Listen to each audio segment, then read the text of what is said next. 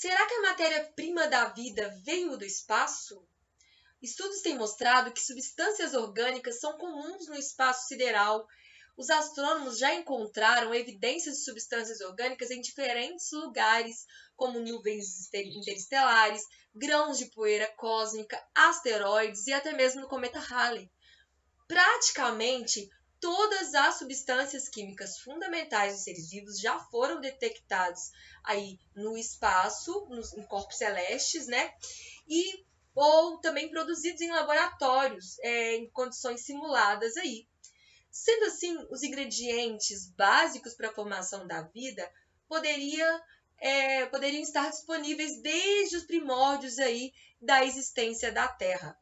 Diante disso, a questão mais relevante passa a ser como esses ingredientes reuniram-se para criar complexos moleculares isolados com capacidade de reprodução e metabolismo. Em outras palavras, como esses ingredientes deram vida aos seres vivos.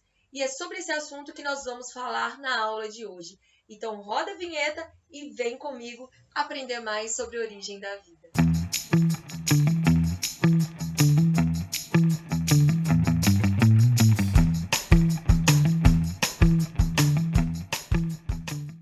Bom, pessoal, meu nome é Cristiane, eu sou professora de Biologia aqui da plataforma do ExEnem e a aula de hoje nós vamos falar sobre a origem da vida, segunda parte. Se você ainda não assistiu a primeira parte de Origem da Vida, eu peço que você vá lá e clica aqui em cima que você vai ter acesso ao link da nossa primeira aula de Origem da Vida, parte 1, para você dar uma sequência aí nos seus estudos, beleza? Então, você vai lá, assiste a primeira parte, vem cá e assiste a segunda parte para ficar melhor para você aí no processo pedagógico. Vamos lá? Então, pessoal, passando aqui, é o seguinte, na nossa aula anterior, nós falamos sobre as teorias da abiogênese e a teoria da biogênese. E nós chegamos à conclusão que o primeiro ser vivo ele não surge que os seres vivos não surgem de matéria inanimada, e eles surgem a partir de outro ser vivo. E nós terminamos a aula com uma pergunta. Então, qual foi a origem do primeiro ser vivo? E aí, esse é o conteúdo da nossa aula de hoje. De onde veio o primeiro? Já que agora eu sei que os seres vivos eles vêm a partir de outro e não de matéria inanimada, como se pensava na teoria da abiogênese. Bom, nós temos aí várias teorias atualmente que a ciência aceita aí como hipóteses para a teoria do surgimento do primeiro ser vivo. E tem várias teorias que existem, mas são duas teorias que são as mais aceitas. Uma é a teoria da panspermia, a outra é a teoria da evolução química.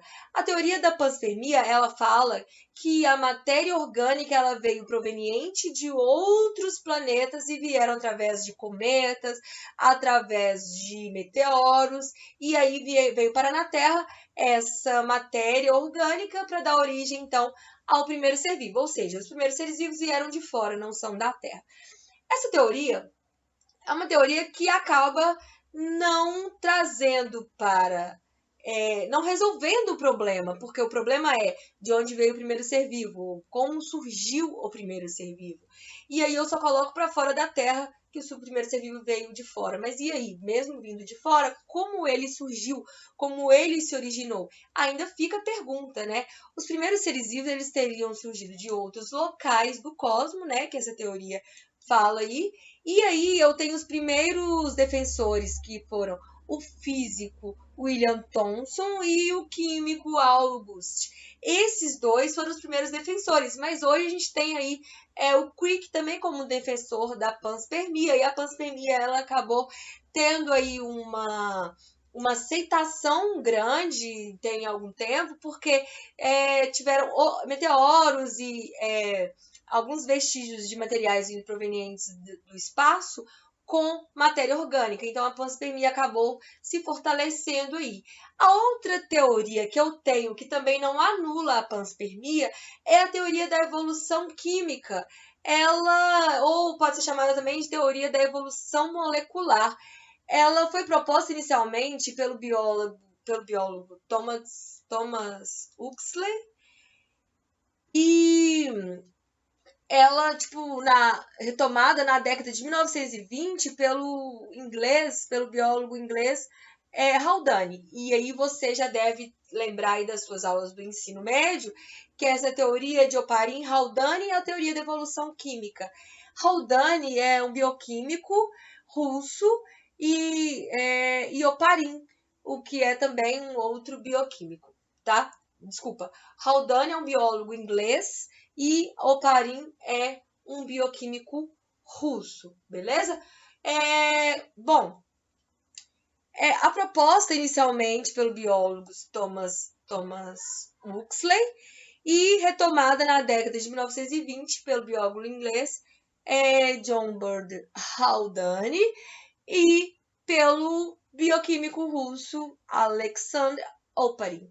E aí, pessoal, o seguinte, para quem não sabe, além de ter sido inicialmente essa proposta por Thomas Huxley, Darwin também escreveu uma carta falando sobre uma sopa primitiva, sobre um mar inóspito ali com alguns vestígios de matéria orgânica, e essa carta de Darwin, Oparin também utilizou para poder dar sequência aos seus estudos, tá?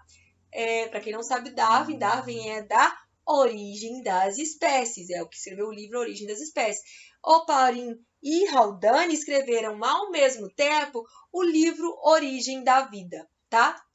Bom, passando então aqui para frente, para entender essa teoria, a teoria da evolução química, a gente precisa entender como era a Terra primitiva. A Terra primitiva ela era um ambiente inóspito, era um ambiente onde não existia oxigênio, onde não existia gás carbônico, mas qual eram os gases que existiam nessa Terra primitiva? Eu tinha metano, amônia, hidrogênio, vapor d'água e radiação ultravioleta e descargas elétricas. Era isso que eu tinha. E como que isso gerou vida? Se você for parar para pensar, metano, hidrogênio, amônia, a Terra era fedorenta, era um puro peido com fedor de xixi junto. Era um fedor que não dava para ninguém viver aqui não, gente. Mas eu tinha esses gases aí. Bom, só que com esses gases aí você vai lembrar aí, porque era uma sopa de letrinhas que o pessoal fala, sopa primitiva, se você for parar para pensar, eu tenho CH4, aí eu tenho essas moléculas se dividindo por causa das radiações, por causa das descargas elétricas. Lembrando que como eu não tenho oxigênio, eu não tenho uma camada de ozônio, então as radiações ultravioletas eram muito fortes, eu não tinha nada protegendo a atmosfera. Então, o que acontece? Eu tive, pela teoria de Oparin-Haldane, essa atmosfera que tinha todos esses gases e com essas descargas elétricas, eu tinha reações químicas. Esses compostos orgânicos, eles se rearranjavam. Como que é isso? Tinha chuva, e aí eu vinha vento frio, chuva, e aí esquentava, tinha erupções vulcânicas, e tinha as rochas, e nas rochas eram formados, então, através todos esses processos, eram formados aminoácidos. Esses aminoácidos, a ideia esses aminoácidos caíam nesse lago, no lago, caíam no mar, e eles se rearranjavam para formar proteína. Bom, aí eu tinha a formação de proteínas, esses aminoácidos, né? Na realidade, eles eram arrastados para os mares primitivos, então eu tinha uma sopa orgânica. Qual que é a ideia que você tem que ter na sua mente? Matéria inorgânica era rearranjada até se transformar em matéria orgânica. Essa é a ideia da teoria da evolução química, tá? E aí, essa matéria inorgânica, então eu tive aí os coacervados proteicos. O que significa o coacervado proteico? São aglomerados de moléculas envoltas por uma película de H2O, moléculas de água que envolvia esse aglomerado de proteínas. Bom, e aí isso foi aperfeiçoando, até que eu tive molécula lipídica, e aí a gente sabe que o lipídio não se mistura com a água, essa molécula lipídica envolvia essas proteínas, e eu tinha também, aí eu fui tendo formação de ácidos nucleicos até ter a capacidade de autoduplicação. Essa capacidade de autoduplicação é que foi originando aí os seres vivos. Então, a partir dessa capacidade de autoduplicação, eu consigo ter mais seres vivos aí, beleza? Bom, aqui eu tenho uma demonstração do que poderia ter sido a Terra primitiva, e aqui eu tenho o que poderia ser os conservados proteicos aí, envoltos aí, tá vendo aqui, ó? Envoltos de moléculas de uma capa de água. E por dentro eu tinha proteínas. Mas isso era fácil? Claro que não, gente. Isso não foi fácil. Isso demorou bilhões, trilhões e trilhões e trilhões e trilhões de anos. Esse videozinho aqui é um esquema dessa formação. Então, imagina o seguinte, você tem o mar, né? Você tem muita água, mas é tudo quente, né? Porque tinha erupções vulcânicas e tudo mais. Tinha radiação ultravioleta, radiação, tudo quanto é radiação vindo sobre a Terra. Era chuva, era sol, era tudo. E tudo vinha diretamente, eu não tinha nada protegendo, eu não tinha camada de ozônio, era muito frio também, porque eu não tinha nenhuma camada, eu não tinha atmosfera envolvendo aí a camada. Aí você imagina, eu tinha aminoácidos, e esses aminoácidos aí, eles estavam, por exemplo, nas rochas, eu tinha alguns aminoácidos, esses aminoácidos caíam no lago, caíam no mar. E aí eles iam lá no mar, lá na água, eles iam fazendo o quê? Um rearranjo ali. É ali naquela água que acontecia o rearranjo. Essa é a ideia da teoria da evolução química. Então, esses aminoácidos, como você sabe, porque você é um ex-aluno muito bom, que o conjunto de aminoácidos, um agrupamento de aminoácidos, eu formo proteína. Então, eu tinha vários aminoácidos se reagrupando, esses aminoácidos iam se rearranjando para dar formação a uma proteína. Mas isso era fácil? Isso era do dia para a noite? Isso era como... Não. Se eu tivesse um erro ali, um errinho que fosse nesse rearranjo, recomeçava tudo de novo até que eu formasse uma proteína. Então, esses aminoácidos, eles tinham que se rearranjar da forma correta para poder conseguir formar proteína. Então, isso não era fácil. Por isso que a Terra ficou durante muitos e muitos e muitos milhões de anos sem ser habitada por nenhum ser vivo, tá? E aí, porque isso era o quê? Se for fazer um cálculo de progressão aritmética, isso era muito difícil. Até formar uma proteína era demorado. Até que forme proteína, até que ocorram mutações, até que corra o RNA, que a ideia é que o primeiro ser vivo tenha sido de RNA, porque o RNA ele é menos complexo, e aí ele foi sofrendo mutações até dar origem ao DNA, o material genético, para poder dar origem às primeiras células primitivas, com capacidade de autoduplicação, e assim, então, eu consegui ter os primeiros seres vivos. Bom, então, o que acontece? Em 1953, Stanley Miller, ele era um aluno do Ray, que era um químico, ele era aluno de pós-graduação de Urey, por isso que o experimento chama de Miller e Urey, né? E aí ele construiu um aparelho onde se tentava recriar condições existentes da Terra primitiva. Urey, ele acreditava que a atmosfera da Terra primitiva ela era semelhante a planetas gasosos, como Júpiter, Saturno, Urano, Netuno, e aí era constituído fundamentalmente de hidrogênio, metano, amônia. E aí o que ele fez? Ele fez uma representação dessa Terra primitiva em um aparelho. Aqui eu tenho água quente, ali eu tenho água quente, aí eu tenho os gases dessa Terra primitiva, passando aí eu tenho descargas elétricas, que tinham muitas descargas elétricas, né? Como eu falei, a gente não tinha camada de ozônio, não tinha nada para proteger essa Terra, então as descargas elétricas passam por um condensador, então ele teve compostos orgânicos. O que ele conseguiu provar? Ele conseguiu matéria, e através de matéria inorgânica, que aqui é o vapor d'água, matéria orgânica, com esse experimento. Mas ele conseguiu os conservados proteicos? Não, por quê? Porque os conservados proteicos levam anos e anos e trilhões de anos para serem formados. Então, ele não ia conseguir mesmo os conservados proteicos. O máximo que ele conseguiu foi os compostos orgânicos aí. Existem ainda vários locais que têm esses experimentos aí para conseguir um ser vivo, originar um ser vivo. Tem vários locais no mundo aí com esses experimentos, que é muito bacana. Se você tiver interesse, pesquisa lá que você vai gostar. Bom, e aí, pessoal, beleza, eu aceito a teoria da evolução química.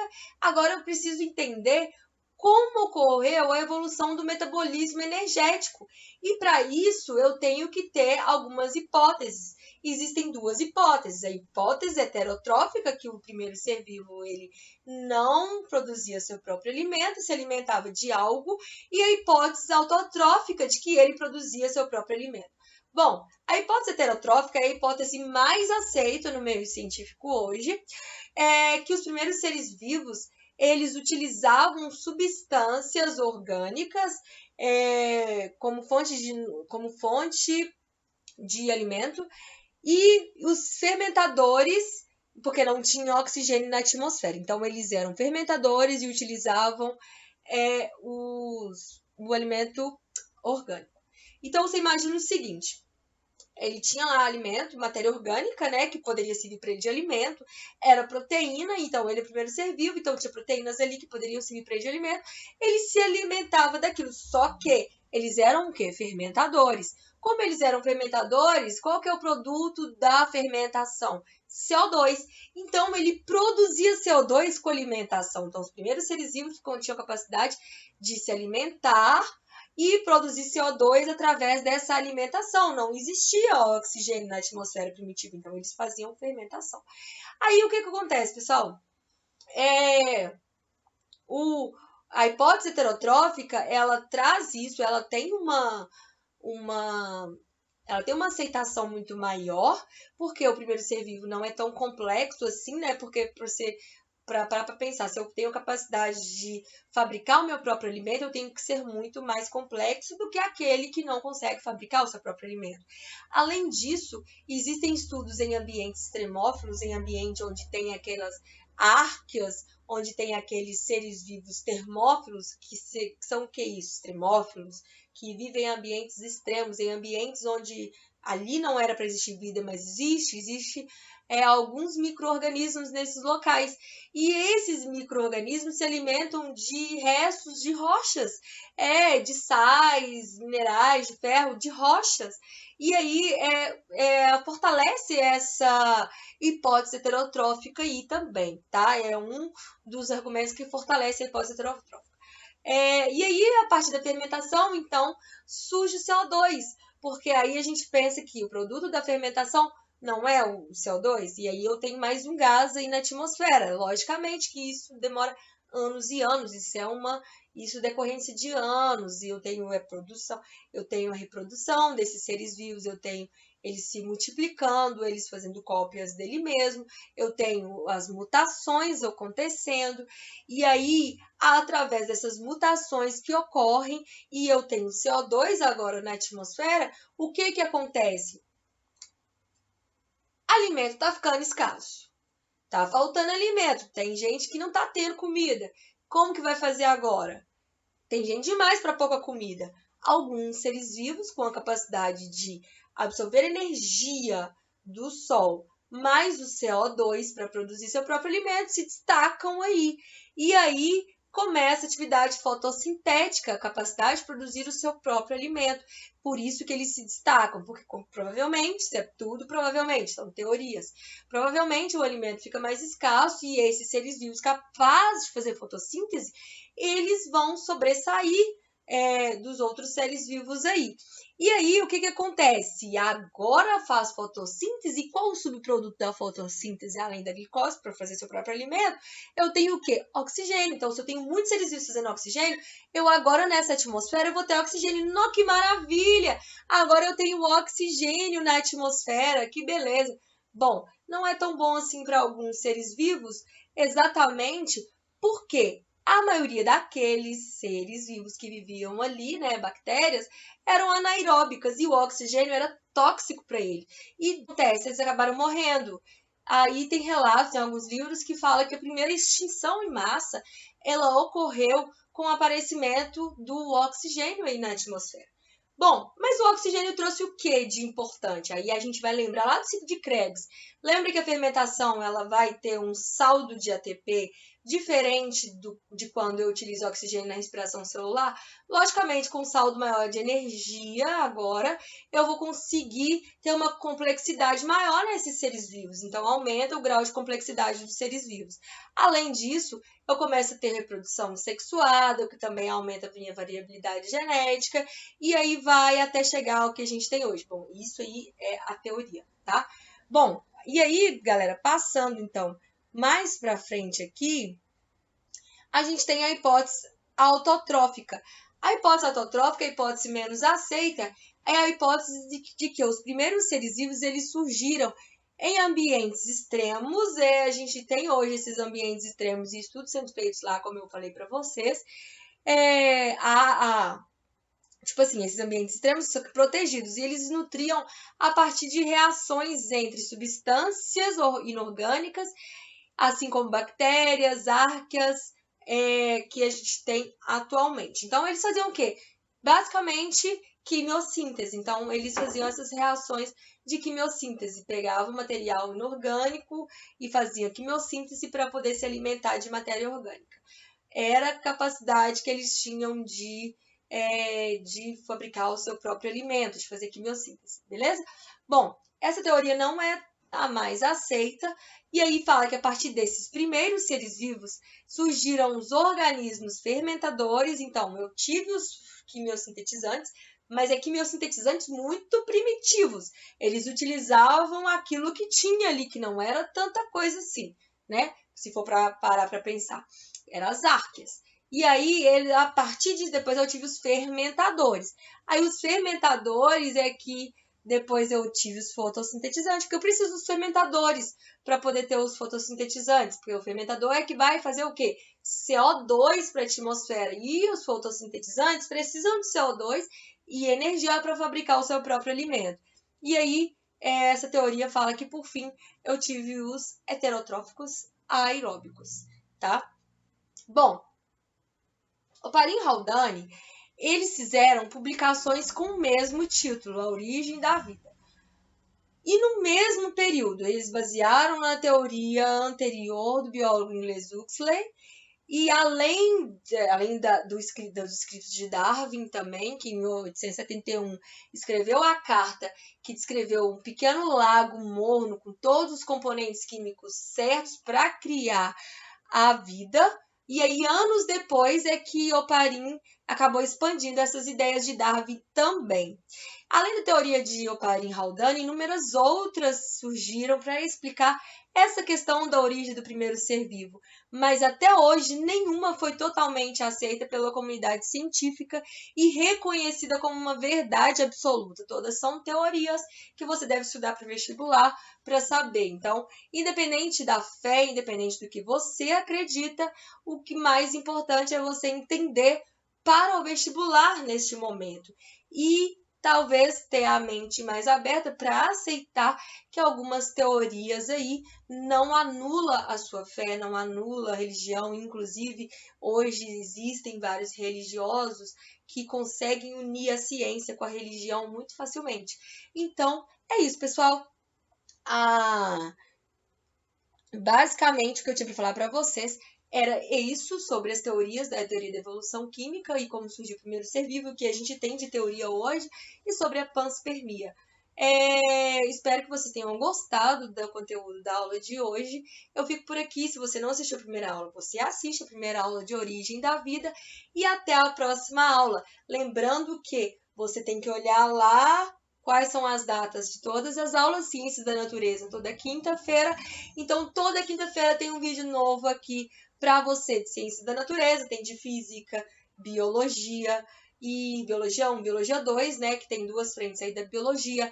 Tem vídeos de Matemática toda segunda. Aí você vai lá no canal e olha qual dia e qual matéria para você não perder aí e acompanhar todo o conteúdo aqui pelo Enem. e você, como ex-aluno, vai matar a pau no Enem, beleza? Muito obrigado pela atenção e até a próxima aula. Valeu, pessoal!